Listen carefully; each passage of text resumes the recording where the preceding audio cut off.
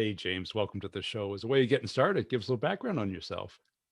Yeah, sure. Thanks, Brian. Thanks for having me. I'm really looking forward to this. So yeah, a little bit of background on myself. I grew up in Colorado, and my parents owned and ran a jewelry business. So sales and entrepreneurship has really been in my blood since the very beginning. My first sales role was actually during college, where I sold premium suites for the Denver Broncos. And once I graduated college, I moved to California, which was always a dream of mine. And I got into tech sales, where I spent 17 years selling into the IT department, and 9 of which of those years were spent at startups. And like any true Californian, what they do during a pandemic is they move to Austin, Texas. So that's where I reside now. And I started a new career in selling a solution not focused on IT. I thought with the big move, this would be a compelling event for me to really double down and challenge myself. So I'm currently at a company, a startup called Cresta. And what they do is they provide AI to contact center leaders who are looking to really close the gap between their top performers and then the rest. So hopefully that gives a quick background on myself. Cool. And so it's a startup again, then, in a different market. Oh, yeah. Yep. I really found my niche. I was at a company called Okta. No one knew who they were when I was there, and everybody knows who they are now. And when I moved from working at these big tech firms and going to a startup, that's really where I started to thrive. So you won't see on my resume any big companies ever again. I know that for sure. And what's it like going from, it's like you're a Dell, you get a brand name. People know at least what category you're in. They may not know what Right. you're selling and what's different and what's new, to something that they don't even know who you are. Yeah, that shift is not for everybody. I can tell you that much. Yeah, it's really tough, and it was a hard thing to do. I wanted to go into the startup world even before Dell, and I was very comfortable in what I was doing. My career, in my 20s, it was really something. I'm glad it happened. It's totally different than where I'm at today. I really just did what I could to hit and slightly overachieve quota, but I right after Dell, I'm like, I need to go full force in this. I want to be someone that's part of the elite in the tech industry and in SaaS selling. And the startup world is really where you get fully exposed, exposed like a porcupine's belly, if you will. If you're not performing, you're letting the whole company down. Where you work at like somewhere like Dell, and nothing against folks that sell there, but let's be honest, you could take 2 weeks off when you're one of 20,000 sales reps, and it's not going to crush the quarterly earnings report, right? So that's where I started to thrive. I love the responsibility that I have in the startup game, and where every move that we make really matters on a daily basis. And what does it take in that space to be successful? Yeah, it's a good question. I mean, just to be honest with you, the good news out there is that there's really this thing called the force of average, and it's really strangling most people, especially in the sales world. And I feel like the world's gone a little soft the last couple of years, especially, and which is a great thing for people who are highly motivated, who want to follow a process, and then are really willing to truly go that extra mile. So that's where, I think being successful in this, you really need to have a process. And for me, I kind of boil it down to 3 pillars of success. And what's really helped me, because I get asked that quite a bit, hey, James, what has led you to be a leader in sales and consistently go to club and hold that trophy at the end of the fiscal year? And I boiled it down really to 3 things. First and foremost is self-education. Jim Rohn, who most everyone knows, one of the best quotes I've ever heard: formal education will make you a living, self-education will make you a fortune. And that could not be more true. So I focused a considerable amount of effort on educating myself on a daily basis. So listening to self-help books, reading articles, listening to podcasts, joining podcasts, reading blogs, watching Brian Burns videos consistently. There's so much information out there for you to learn and become better at your craft. It's inexcusable not to do that. The second would be formulating good habits. So habits are the compound interest of self-improvement. I got that from Atomic Habits with James Clear. I love that book. I've read it several times, and he talks a lot about getting 1% better every day. And it's so true. That's that compound interest. And over time, how much better you can be at what you do if you really focus on just getting incrementally better every single day. And then the third would be taking massive action. So it's something that you do. I mean, the reason you have such a big following is you're persistent, you're consistent. So the persistence helps you get to where you're getting a lot of people following you, but because you're staying consistent, you're keeping that. And I believe action leads to really good luck. And so always following up, following back, and following through with every prospect and customer, and then perform those uncomfortable tasks when most wouldn't do it. Yeah. So those three things I think are really what have led me to the success that I've achieved. Yeah, I mean, I like all of those. But let's get into the habits, because I like the compounding, because too many people just, they think they have a habit, but then they start one week, another one next week, and they get 1% better at one thing and 1% worse at another. And then they just keep starting. Which ones have you found to build on top of each other? Yeah. So for me, the habits that I've formed, it starts the day before. So one bucket of mine that I'm really always very consistent at, and it's extremely important, is staying healthy, working out, eating right every day. And that starts the night before too. So every night, my wife knows this routine. She's seen it for so long, but I put together my gym bag. I put it by the front door, and it's perfectly set up for me there's no excuse to get to the gym in the morning.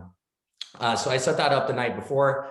My alarm goes off at exactly 5:34 a.m. every single day. And I don't know why I picked 5:34. It just worked out for me, where to get back home, take the kids to school, it's like I got it down to a science there. And so creating these habits where it makes it as easy as possible for you to do. Like you mentioned, folks may be doing 1% better in one area and 1% bad in the other. I think a lot of it too is setting yourself up for success to really only do good habits. So from like a working out standpoint, that's one of them. And then from a work standpoint, I mean, the same goes for preparing for your next day. If every single night you prepare for those meetings that you have the next day, you're going to just perform that much better in those meetings. And so stacking that, a thing called habit stacking that's been talked about too is, when I go to the gym, that's where I'm getting a lot of that self-education too. I'm listening to Audible on the way there. I'm listening to podcasts while I'm warming up. Music's great. I love music. I listen to it, quite a bit, but imagine if you're doing a warm up 20 minutes a day before you start working out, and you were listening to a book. And oh, by the way, if you listen to it at 1.5x, like I do, you crush through more books than really anybody else. Most people, I should say. Well, that's great, because that is compounding, because if you're healthy, right, you don't have as much downtime as other people do. Yeah, totally. Yeah. Right. And if you just get to the gym is half the problem, right? Yeah, it's getting to the gym, and then it's, how many people out there how many people are waking up at 5:34 in the morning every day? I'm getting 2 extra hours before everybody else. So that's again, setting myself up for success. So I have a severe advantage. Again, most people are kind of soft out there, and, you've read, if you heard of David Goggins, he talks a lot about that. And it's almost like, it's not that some people are so great. It's just that so many people are not so great. So getting up 2 hours more, earlier than most people, compounding, right? You start doing that over 365 days. It's like, that's all I had to do, and I'm already ahead of the game. But plus, it kind of forces you to get to bed at a reasonable time. You're not hanging out watching, Netflix or partying with friends, at least not during the week, because you're Right. dead tired. And you just described me when I was in my 20s. Well, So it's I so could, easy, right?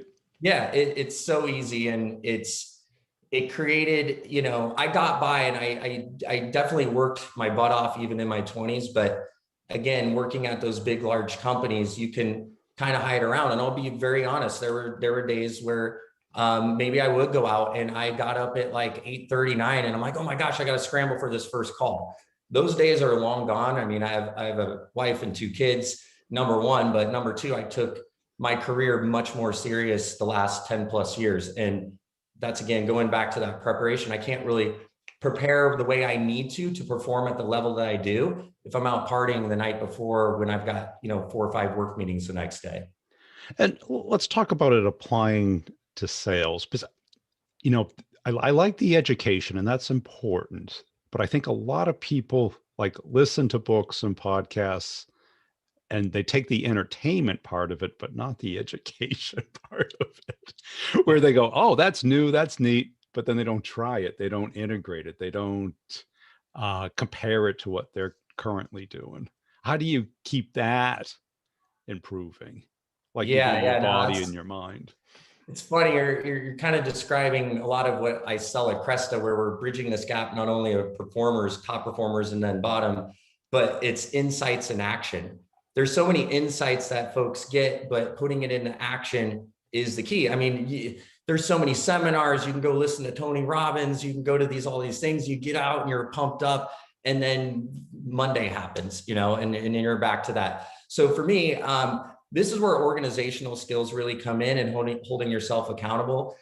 There's so much technology out there that, again, there shouldn't be excuses. Simple things on your calendar, like, well, for me, working out, like 5:34, it's on here on my phone as a recurring every single day. It's hitting me, so it becomes a habit. It's repetitive. That's a way to organize that.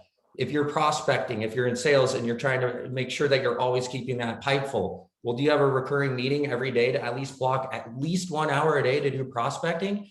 If you're not, you easily forget. The day gets ahead of you, but it's just discipline. And that's it, because I've talked to a lot of the sales tech CEOs, and I think they're just way off. It's more surveillance than it is improvement. And the improvement formula is not very hard. It's like, define what really good is, compare it to what you're doing, and pick one little thing to build better until you get at least, B plus at it. Then pick another thing.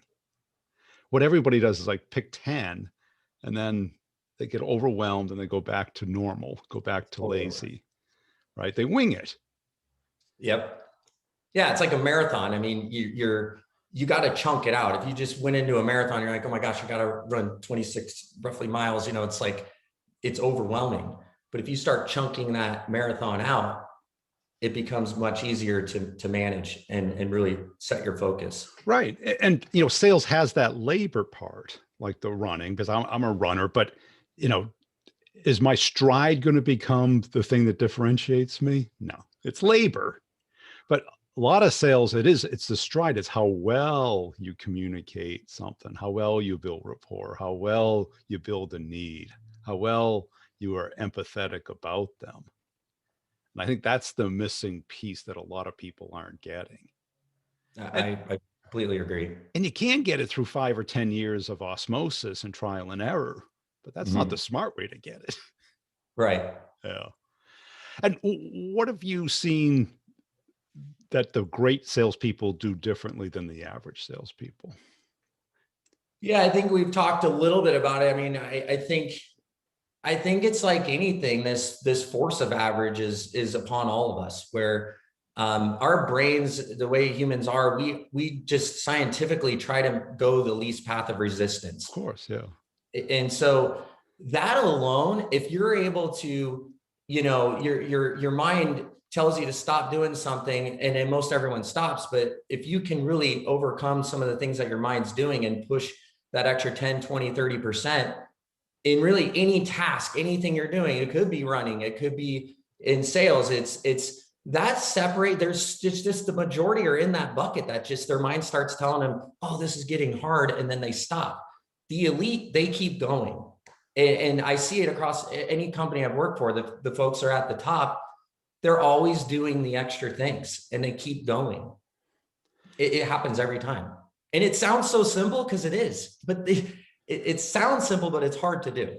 It's hard to do because people don't get the immediate reward. And I think the paradox of sales is you don't always get the outcomes, right? You do the work and sometimes you get the outcome.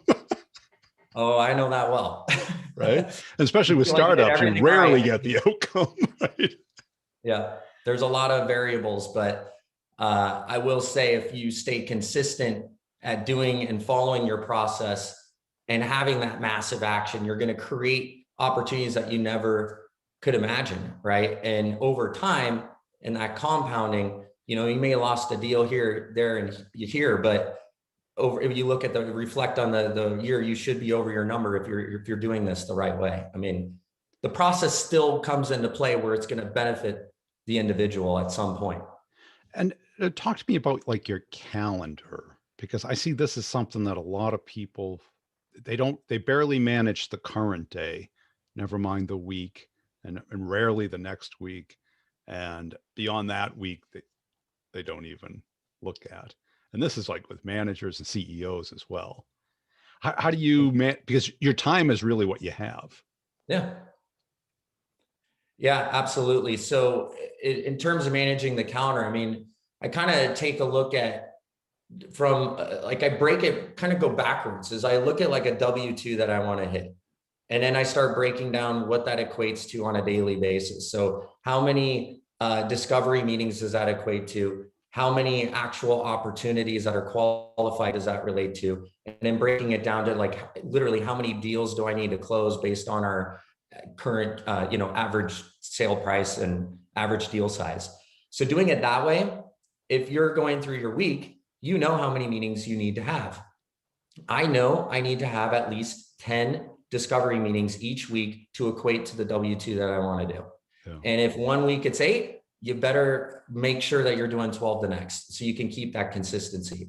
So that's one area, and just holding, again, myself accountable for that, blocking out prospecting every single day, making sure that's a compounding, consistent matter that's on the calendar. So those two things, are really what drive a lot of it too. And then making sure you're prepping. That prep the night before is always there. It's something I do every single night after the kids go to bed. I'm prepping for the next day. And it's, again, that's it, on my internal calendar. That part isn't on, but everything else is literally on my calendar. It's there. Yeah. I have to do it. I have to do it. And how have you found selling to a different persona where you're not selling to technology people? Oh man, this is so much conversation I've had the last couple of months, because I got so many emails, texts, calls from folks when I moved to Texas. They're like, what is going on? You loved California, which I still do. And then they're like, B, you sit in the last company I left. I mean, this was a conversation. It's like, you built this massive business and then you're leaving like some of the rewards of the hard work in the beginning. I'm very well aware of that. And I love it.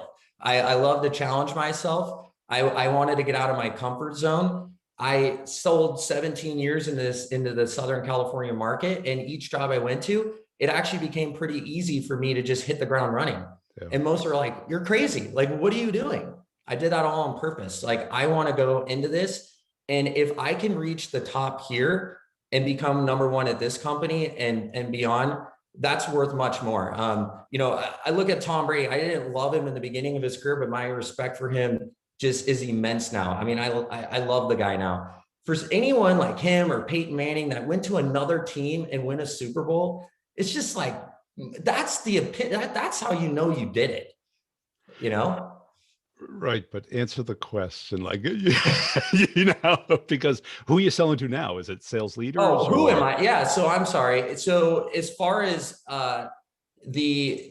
So it used to be in IT. So it's obviously CIOs on Security down. people. Yeah. Now IT they're involved at like 10% of it, because when you're selling technology, you always have to have some sort of integration with the technology stack. Yeah. So we're selling to contact center leadership. So those are folks that ideally we love working with COOs. They're in charge of really that whole operation and keeping the business alive. So VPs of contact centers, VPs of sales, when you're looking at a B2C play, folks that run these sales organizations are great for us to work with. And then more on the customer care and retention side, folks that lead customer success experience.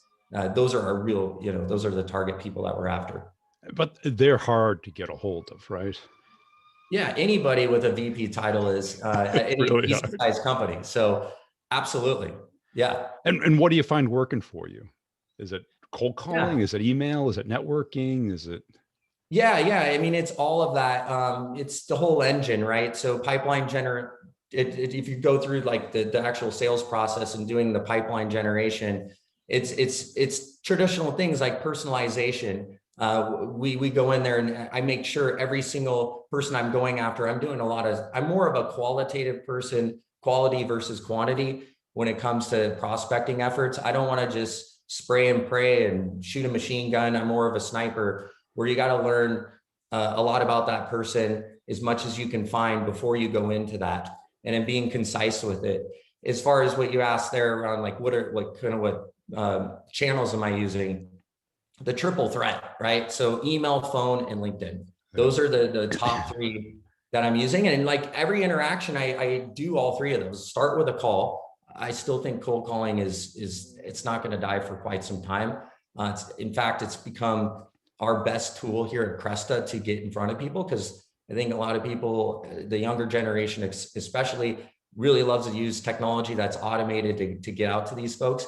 I love the phone. It's the best way to connect from a cold standpoint. But yeah, that triple threat has really been helpful for me.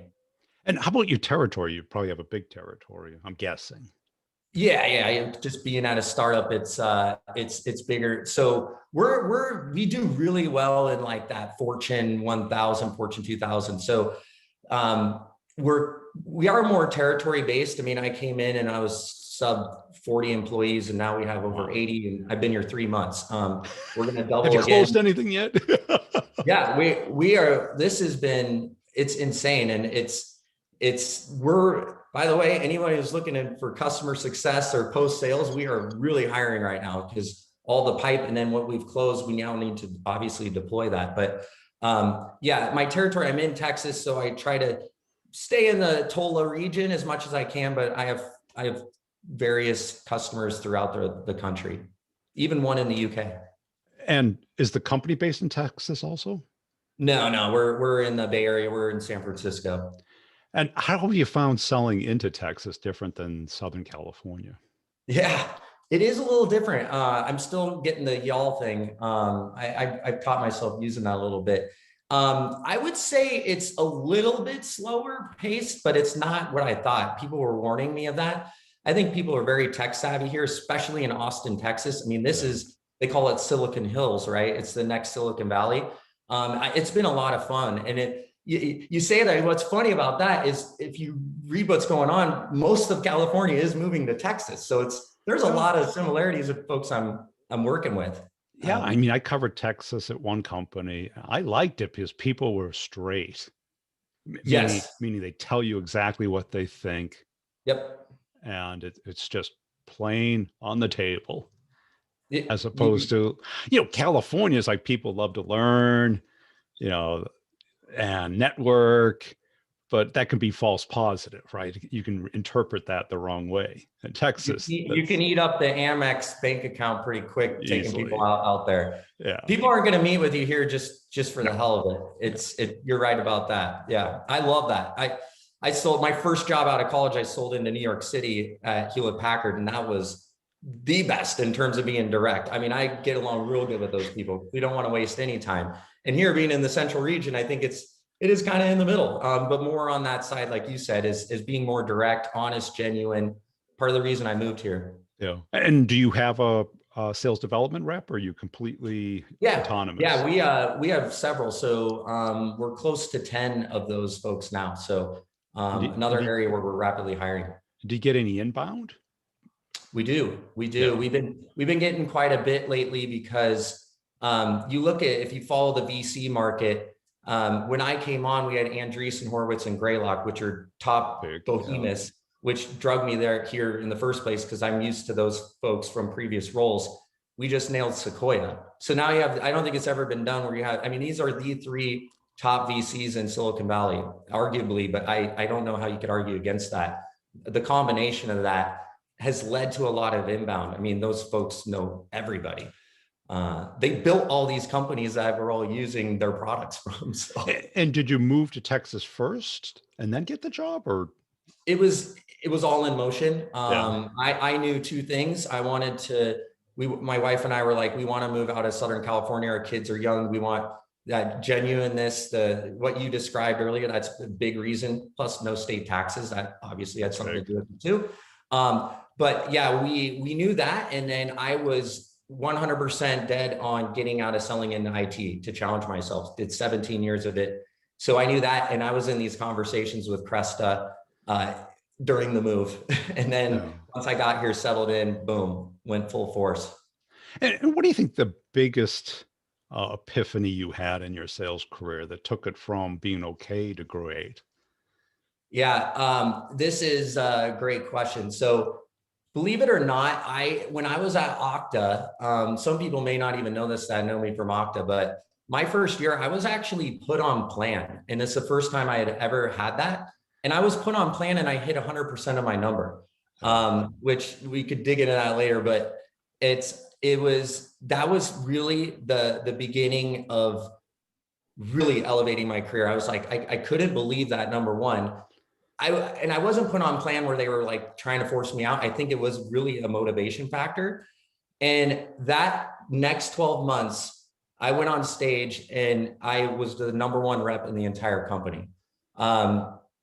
That was the best award I ever got in my career because of where it started that beginning year. And then I consistently was in the top 5 every year. Went to Rubrik, same thing. Went from startup, was always in the top at club. And then I finished number 1 in the world again at that company too. So to do it twice that's been like the 2 biggest things in my career so far is from an award standpoint. And that was the epiphany in that beginning. So was it that the fear of getting canned, or the fear of or the desire to be number 1? It's the desire to be number 1. I had no fear of getting canned. I had too much just network within the company, and the sales were there. I mean, to be clear, I was selling, that product in the beginning, we were really targeting the top tier. And a lot of my sales, I was doing a lot of little ones, and they equated to that. And the way they looked at it was like, yeah, but we still want these big ones. Well, what's funny is those little ones were land deals. My next year, I'm like, guess what, boys? I'm going to the top because these are all going to rebuy. And I would just shot through the roof. There was no way anyone could catch up because these expansion deals were so massive. I knew the hard work I was putting in would pay off, but other people it was more lumpy. They were closing 3-4 deals in the year, and they were lumpy, and they were getting to that 100% that I was at. And I was doing 15 plus deals. I mean, I was tripling the amount of actual transactions. So different approach. And that desire to be number 1, was it that you knew you were better than the other people, or you wanted to be better than them? What was going on in your head? Yeah, I mean, for me, I just focus on myself. I'm not really looking at what others are doing from the sales perspective other than to learn from them. But as far as my personal goals, this all on me. It's something I focus on. I was an athlete growing up, competitive nature through my veins. So if winning is just something that I'm really focused on, and no matter what I do, that old saying, how you do one thing is how you do everything. And so for me, it's that desire to just be number 1. I wanted to win at all costs. I've never had fear of getting fired ever. I've never had that, but I just have that drive. It's been in me since I was born. I mean, my mom told me when I was a little kid. And what sport did you play? Was it team sport? I played multiple sports, but my big focus was football. Okay. and I was a quarterback. Okay, there you go. Cool. Yeah, you probably knew. Great. Hey, James, I really appreciate your time today. Where can people go to connect with you and learn more about your company? Yeah, absolutely. So for me personally, jameswpurvis.com, you can get everything you want to know there about me. And then Cresta.ai